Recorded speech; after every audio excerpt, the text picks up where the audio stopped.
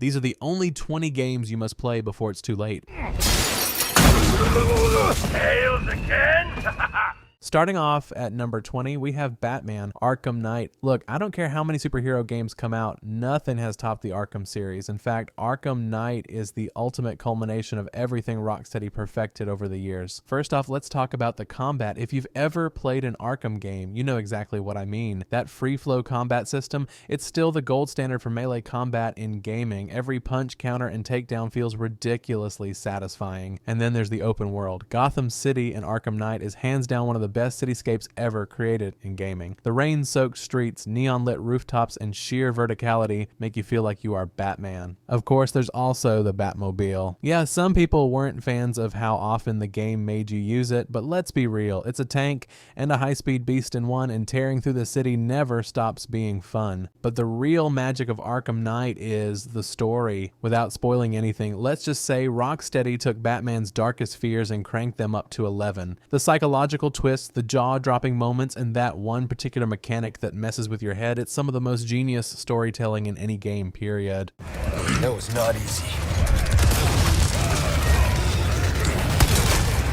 Coming in at number 19 is Resident Evil 4 Remake. Honestly, remaking a game as iconic as Resident Evil 4 was a dangerous gamble. Messing with it should have been a disaster. But somehow, against all odds, Capcom not only pulled it off, but delivered one of the greatest survival horror experiences of all time. From the second you step into that eerie, fog-drenched village, you realize this isn't just a prettier version of the original. It's something more. The atmosphere is thicker, the lighting is moodier, and the tension cranked up to maximum. The Ganados aren't just mindless mobs anymore. They think, they corner you, and they will absolutely mess you up if you're not careful. And let's not forget about Leon freaking Kennedy. The man is cooler than ever. The roundhouse kicks, the effortless one-liners, the fact that he can suplex a parasite-infected villager into the ground like it's WWE. It's actually ridiculous. But what really makes Resident Evil 4 Remake shine is the respect it has for the original while still surprising longtime fans.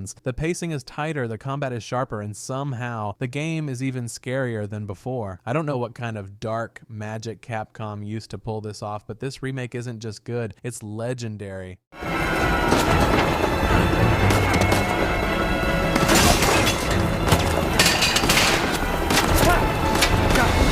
At number 18, we have Uncharted 4, A Thief's End. If you ever wanted to feel like you're in the middle of a Hollywood action movie, this is the game. I don't know how Naughty Dog does it, but somehow every set piece, every chase scene, every single moment in Uncharted 4 feels like it was ripped straight out of the biggest blockbuster you've ever seen. However, it's not just the insane action, it's the story. Nathan Drake is older now. He's out of the treasure hunting game trying to live a normal life. But then his brother Sam shows up after years of being presumed dead, and suddenly Nate is right back in it. What starts as one last job turns into an adventure that takes you across the world through ancient ruins, lost cities, and some of the craziest action sequences ever put into a game. And when I say crazy, I mean it. The Madagascar chase sequence alone is on a whole other level. If you've played it, you already know what I'm talking about. If you haven't, just trust me. It's one of the most jaw-dropping, heart-racing sequences in gaming history. And then there's the ending. No spoilers, but it's one of the most satisfying conclusions to a game series ever. Everything wraps up in a way that feels earned, like you just played through something truly legendary. It's not just an action game, it's a journey, and once you've played it, you'll understand why it's one of the best games ever made. I think it came from that direction!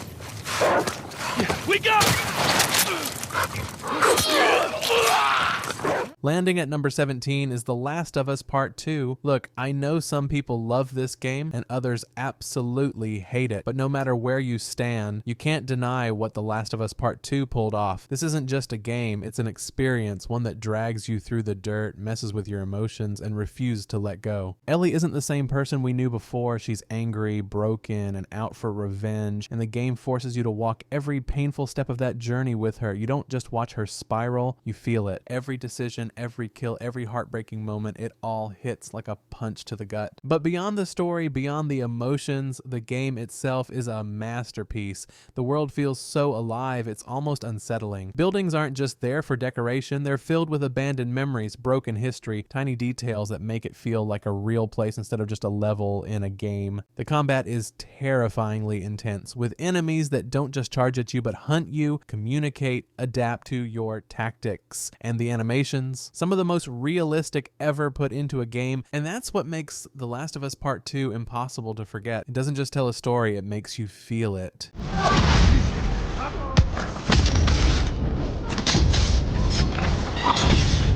Taking the 16th spot is Ghost of Tsushima, which isn't just a game, but a cinematic masterpiece where every single frame could be a painting. You play as Jin Sakai, a samurai facing an impossible choice. The Mongols have invaded his home, wiped out his people, and now he's forced to decide, stick to the honorable ways of the samurai, or do whatever it takes to win, even if it means becoming something else entirely. And that internal struggle is what makes the story hit so hard. When it comes to combat, Ghost of Tsushima delivers one of the most refined and responsive sword fighting systems in any open world game. Combat is built around precision, timing, and adaptability. Duels in particular feel like intense one-on-one showdowns where every strike carries weight and a single mistake can be deadly. But it's not just the combat that makes it feel like a love letter to samurai films, it's the world itself, and we have to talk about the visuals, the way the leaves blow in the wind, the vibrant fields of red and yellow, the golden sunsets over the ocean. Every frame feels like a work of art. It's this deep embrace of samurai cinema that makes it stand out from everything else in the genre. If you haven't played it yet, you're missing out on something special. You know, if you want to be helpful, we can just throw those boxes right out. Claiming the 15th spot, we have Marvel's Spider-Man 2. If there's one game that makes you feel like an absolute superhero from start to finish, it's this one. Insomniac somehow took everything that made the first game great and cranked it up to a whole new level. The first thing you'll notice in this game is how much smoother the movement feels than before. Swinging through the city feels insanely good, and now with the new web wings, you can glide between skyscrapers, pick up speed in wind tunnels, and cover ground faster than ever. It's one of the most fluid traversal systems in any open world game, and it never gets old. The combat is faster, harder hitting, and packed with new abilities. And you're not just webbing up bad guys anymore, you're switching between Peter and Miles, pulling off insane combo attacks and using their unique powers to absolutely dominate enemies. And the story, easily one of the best Spider-Man stories ever told. Venom is terrifying, Kraven brings real tension, and the stakes just keep rising. The way it balances action, character moments, and emotional weight makes it feel like playing through a blockbuster movie. If you love the first game, this is bigger, better, and bolder in every way.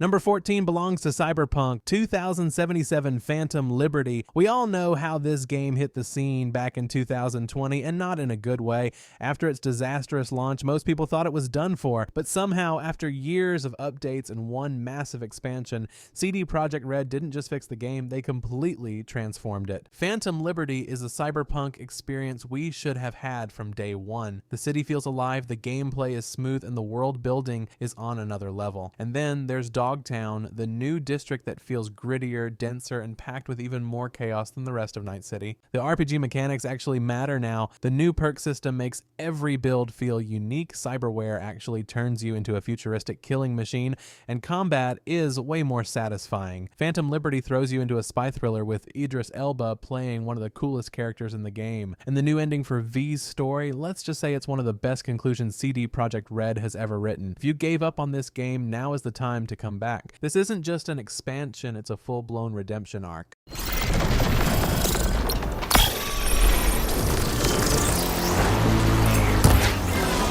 Standing at number 13 is Horizon Forbidden West. Its predecessor, Horizon Zero Dawn, was already a fantastic game, but Forbidden West takes everything great about it and expands it into something even more massive, detailed, and breathtaking. If you thought taking down robot dinosaurs was fun in the first game, Forbidden West makes it even better. New weapons, new enemy types, and a revamped skill system let you approach every fight in a different way. Whether you're using traps, explosive arrows, or just straight up outmaneuvering massive mechanical beasts, every battle feels like a puzzle you have to master. The world is insanely beautiful. The way the landscapes shift from lush jungles to vast deserts to deep underwater caverns, it feels like every inch of this world was handcrafted to perfection. What truly sets this game apart is Aloy's journey. The story is deeper, the stakes are higher, and the new characters, especially the ones in Burning Shores, add even more layers to an already rich world. The writing, the side quests, the way the world reacts to your actions. If you love open world games, Horizon Forbidden West is one you absolutely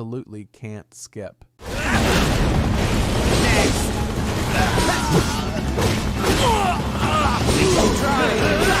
Sliding in at number 12, we have Final Fantasy VII Remake. I know, another remake on the list, but trust me, this one stands apart. Remaking Final Fantasy VII was always going to be risky. This isn't just any game, it's one of the most beloved RPGs of all time, and fans have been obsessed with it for decades. Expectations were sky high, and any misstep could have been devastating. But somehow, Square Enix didn't just do it justice, they completely redefined what a remake can be. Midgar isn't just a backdrop anymore, it's alive. The streets are packed with people. NPCs actually feel like they have lives, and every location you remember from the original is so detailed it's almost overwhelming. The combat is a perfect blend of action and strategy. Every swing of Cloud's Buster Sword feels weighty. Every dodge and counter keeps you engaged, and switching between party members on the fly lets you pull off some of the most satisfying combos in the series. And then there's the story. It doesn't just retell the original, it expands and reimagines it in ways no one saw coming. The deeper character moments, the changes to certain key events, and the way it plays with the idea of fate make this more than just a remake. It's a whole new experience. Whether you're a longtime Final Fantasy fan or completely new to the series, this is an absolute must-play.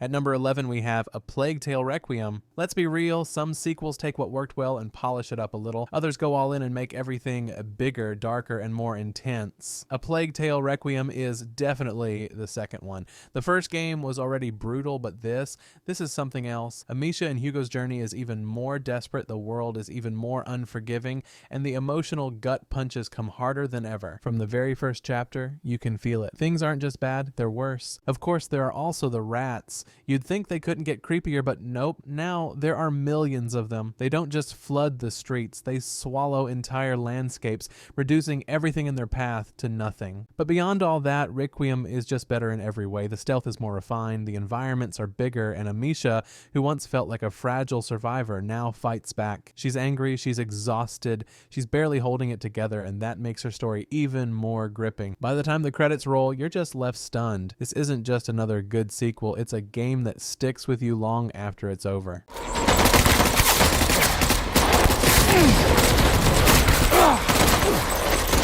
Breaking into the top 10, we have Death Stranding. Let me get this straight, there is nothing else like Death Stranding. You either get it or you don't. And honestly, I wasn't sure if I would. At first, it just sounded like a game about walking from place to place, delivering packages, and occasionally dealing with some weird supernatural stuff. But once I actually played it, I couldn't stop. The world is hauntingly beautiful and empty, but you're never truly alone. The game's unique online system lets you see structures left behind by other players, bridges, ladders, signs, all helping you on your journey in a way that feels organic and meaningful. With a deep, layered story, innovative multiplayer mechanics, and one of the most unique gameplay loops in modern gaming, Death Stranding is a one-of-a-kind experience. Not for everyone, but for those who get into it, it's unforgettable. I got this, boy. We're getting fucked here. At number 9 is Metro Exodus. If you love post-apocalyptic games but want something more immersive, more atmospheric, and way more intense than your typical shooter, Metro Exodus is the one to play. It's the third game in the Metro series, but you don't need to play the first two to get into it. All you need to know is that you're part of a group of survivors escaping the ruins of Moscow, searching for a new home in a world that's just as deadly as it is hauntingly beautiful. Unlike most shooters, Metro Exodus isn't about running and gunning your way through enemies. It's about survival. Ammo is scarce, resources are limited, and every fight feels like a struggle to stay alive. You have to scavenge for supplies, craft gear, and make tough choices that actually change how the story plays out. And when night falls or the radiation storms roll in, the game goes from intense to straight up terrifying. But what truly sets it apart is Artyom's journey. His trek across post-apocalyptic Russia is filled with emotional moments, tough choices, and some genuinely gripping character interactions. It's a shooter that makes you care about what's happening, and by the time you reach the end, you realize you've just played something special.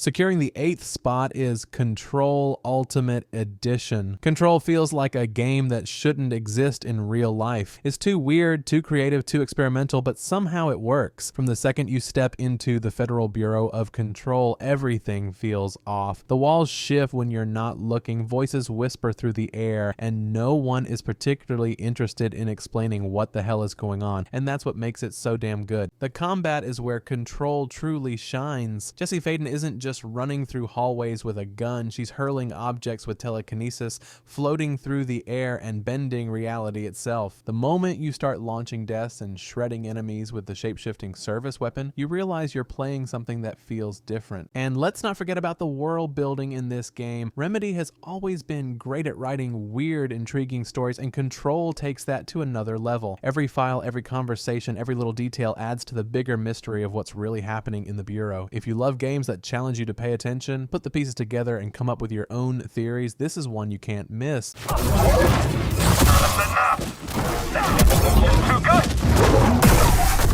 At number 7, we have Star Wars Jedi Survivor. I loved Fallen Order, but let's be honest, it had some rough edges. The combat was great, but the movement felt stiff, and exploration could be frustrating. Jedi Survivor fixes everything and then doubles down on what worked. The lightsaber combat, best it's ever been. You can swap between different fighting styles, and each one feels incredibly satisfying. But the biggest improvement is the world itself. Planets feel bigger, more open, and more alive. Side quests actually feel worth doing, and the characters you meet stick with you long after you've left their planets behind. If you love Star Wars, this is the closest a game has come to making you feel like you're living inside the universe, making it easily one of the best Star Wars games ever made.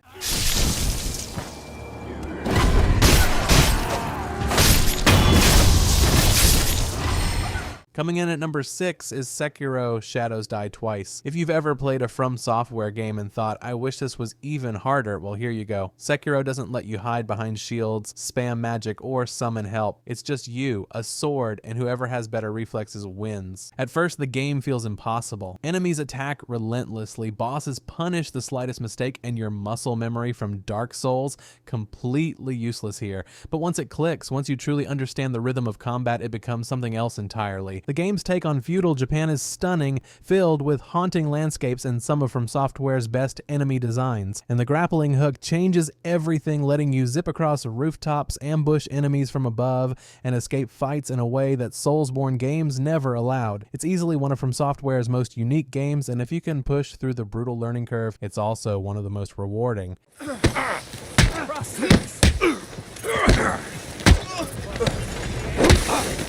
At number 5, we have Red Dead Redemption 2. Some games are fun for a few weeks and then you move on. Red Dead Redemption 2 is the kind of game that stays with you forever. It's not just about the story, the gameplay, or the world. It's how all of it comes together to create something that feels genuinely alive. Rockstar didn't just make an open world filled with activities. They made a world where every character, every town, every tiny detail feels handcrafted. NPCs remember past interactions, animals have realistic ecosystems, and even your horse builds a bond with you over time. At the heart of it all is Arthur Morgan. I played a lot of games, and it wouldn't be wrong to say that he isn't just one of the best protagonists in gaming. He's one of the most fully realized characters ever written. He's tough but thoughtful, intelligent but rough around the edges, and depending on how you play, he can be anything from a ruthless outlaw to someone just trying to do what's right. What truly sets Arthur apart isn't just his dialogue or his actions, it's the way he reacts to the world around him. There's a reason Red Dead Redemption 2 is still talked about years after its release. It's about the experience of stepping into Arthur's boots and living in this world, and once you do, it's something you'll never forget.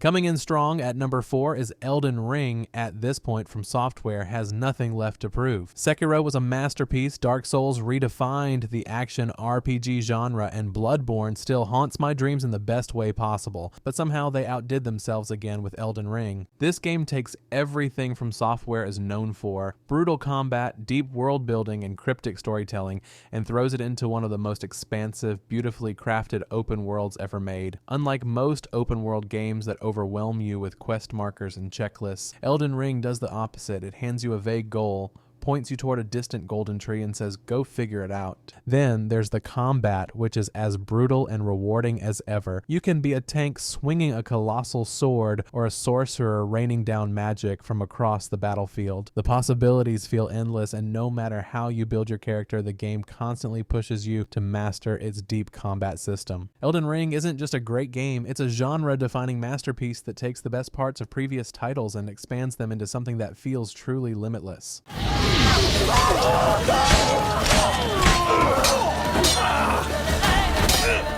At number 3, taking things to another level, is The Witcher 3 Wild Hunt. Some games are great, some games are legendary. The Witcher 3 is the kind of game that ruins other RPGs for you because nothing else quite reaches its level. I still remember the first time I stepped into Novigrad, hearing the chatter of merchants, seeing street performers entertain a crowd, and just standing there thinking, this place actually feels alive. That's what sets The Witcher 3 apart. It's not just a game world, it's a world that feels real. Villages have their own struggles, side quests have actual consequences, and even the smallest encounters feel handcrafted with care. And then there's Geralt. Most RPGs give you a blank slate, but The Witcher 3 makes you step into the boots of someone who already has a past, relationships, and a reputation. Yet somehow it still lets you shape him into your own version. Whether you play him as a ruthless monster hunter or someone who actually cares about the people around him, the world reacts to your choices and you feel the weight of them. I played through this game multiple times, and every time I discover something new.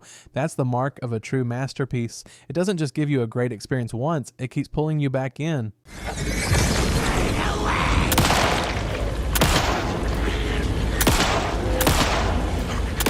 Claiming the second spot is Alan Wake 2. This isn't just a horror game, it's psychological horror done right. It messes with your perception, blurs the line between reality and fiction, and constantly makes you question what's real and what isn't. From the very first moments, the game establishes an atmosphere that just feels wrong. The lighting, the sound design, the way the world subtly shifts when you're not looking, it all makes you feel like you're never really safe. One moment, you're piecing together a murder case as FBI agent Saga Anderson. The next, you're trapped in Alan Wake's surreal nightmare world. But what makes it so unsettling is that it never gives you a chance to feel comfortable. You'll be walking through a normal hallway, turn around, and suddenly everything has changed. The game doesn't just scare you, it unsettles you in ways that stick with you even after you turn it off. Remedy's signature storytelling is on full display here, blending live-action, dreamlike sequences and reality-bending horror into something that feels utterly unique. Horror games don't usually get this ambitious. Alan Wake 2 isn't just scary, it's unlike anything else out there, and once you've played it, you won't stop thinking about it for a long, long time.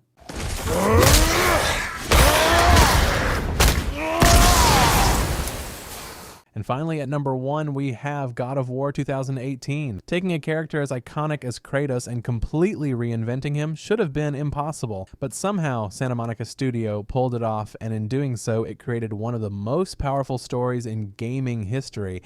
This isn't the same Kratos from the old games. He's older, quieter, and carrying a lifetime of regrets. The over-the-top, rage-fueled chaos has been replaced with something much more personal. A father trying to connect with his son while dealing with the ghosts of his past, and that shift makes the story hit so much harder. The way the game tells this story through subtle animations, unspoken moments, and some of the best voice acting in gaming makes it hit harder than I ever expected. And yet, despite the emotional depth, the combat is still incredible. The Leviathan axe might be the most satisfying weapon in any action game ever. Throwing it, recalling it, and chaining brutal attacks together feels perfect every single time. And then there's the world. Norse mythology has never felt this rich and fully realized, with gods that feel like actual characters instead of just enemies to fight. It's rare for a game to completely reinvent itself while still feeling true to its roots, but God of War does exactly that, and that's why for me it's one of the greatest games ever made.